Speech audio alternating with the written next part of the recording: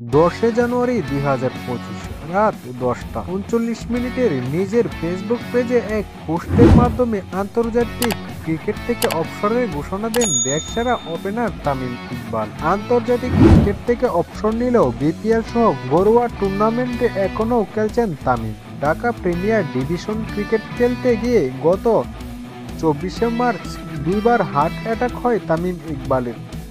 তাৎক্ষণিক হাসপাতালে নেওয়া হলে হার্টে পরানো হয় রিং। আপাতত সুস্থ আছেন সাবেক অধিনায়ক। এরপর থেকে প্রতিযোগিতামূলক ক্রিকেটে ফেরেননি তামিম। বিপিএল সামনে রেখে তামিমের খেলা নিয়ে জল্পনা কল্পনা চলছে। এর মধ্যেই তামিমকে প্রতিযোগিতামূলক ক্রিকেট এড়িয়ে চলার পরামর্শ দিয়েছেন জাতীয় দলের দীর্ঘদিনের ট্রেনার ইয়াকুব চৌধুরী ডালিম।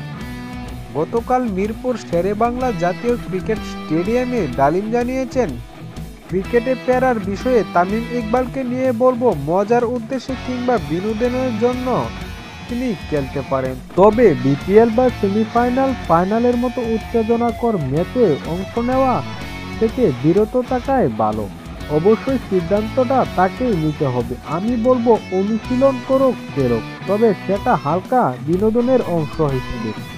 তামিম ইকবাল দেশের ক্রিকেটের কিংবদন্তি হয়ে আছেন। তিনি দেশের হয়ে টেস্ট, ওয়ানডে আর টি-20 মিলে রেকর্ড 25টি সেঞ্চুরি ও 94টি ফিফটির সাহায্যে দ্বিতীয় সর্বোচ্চ 15,249 রান করেন। তার চেয়ে 83 ম্যাচ বেশি খেলে 374 রান বেশি করে দেশের ক্রিকেটারদের মধ্যে শীর্ষে আছেন মুশফিকুর রহিম।